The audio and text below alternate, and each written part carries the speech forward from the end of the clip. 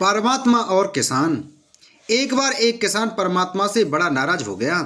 कभी बाढ़ आ जाए, कभी सूखा पड़ जाए, कभी धूप बहुत तेज हो जाए, तो कभी ओले पड़ जाएं। हर बार कुछ ना कुछ कारण से उसकी फसल थोड़ी खराब हो जाए। एक दिन बड़ा तंग आकर उसने परमात्मा से कहा, देखिए प्रभु, आप परमात्मा हैं, लेकिन लगता है आपको खेती बाड़ी की ज़्यादा जानकारी नहीं है।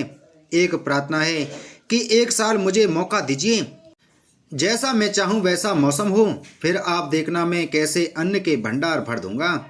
परमात्मा मुस्कुराए और कहा, ठीक है, जैसा तुम कहोगे वैसा ही मौसम दूंगा, मैं दखल नहीं करूंगा। किसान ने गेहूं की फसल बोई।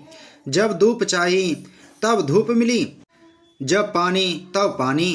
तेज धूप, ओले, बाढ़, आंधी तो उसने आने ही नहीं दी। समय के साथ फसल बढ़ी और किसान की खुशी भी, क्योंकि ऐसी फसल तो आज तक नहीं हुई थी। किसान ने मन ही मन सोचा, अब पता चलेगा परमात्मा को कि फसल कैसे करते हैं। बेकार ही इतने बरस हम किसानों को परेशान करते रहे। फसल काटने का समय भी आया। किसान बड़े गर्व से फसल काटने गया, लेकिन जैसे ही फसल काटने लगा, एकदम से छाती पर हाथ रखकर बैठ गया। गेहूं की एक भी बाली के अंदर गेहूं नहीं था, सारी बालियां अंदर से खाली थीं। बड़ा दुखी होकर उसने परमात्मा से कहा, प्रभु ये क्या हुआ? तब परमात्मा बोले, ये तो होना ही था। तुमने पौधों को संघर्ष का जरा सा भी मौका नहीं दिया, न तेज धूप में उनको तपने दिया, न आंधी ओलों से जूझने दिया, उनको किसी प्रकार की चुनौती का एहसास जरा भी नहीं होने दिया। इसलिए सब पौधे खोखले रह गए। जब आंधी आती है, तेज बारिश होती है, ओले गिरते हैं, तब पौधा अपने बल से ही खड़ा रहता है।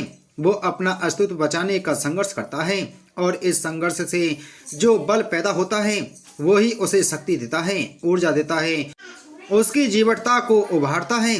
सोने को भी कुंदन बनने के लिए आग में तपने, हथौड़ी से पिटने, गलने जैसी चुनौतियों से गुजरना पड़ता है, तभी उसकी स्वर्णिम आभा उभरती है, उसे अनमोल बनाती है। उसी तरह जिंदगी में भी अगर संघर्ष ना हो, चुनौती ना हो, तो आदमी खोखला ही रह जाता है, उसके अंदर कोई गुण नहीं आ पाता। ये चुनौतियां ही हैं जो आदमी रूपी तलवार को धार देती हैं, उसे सशक्त और प्रखर बनाती हैं।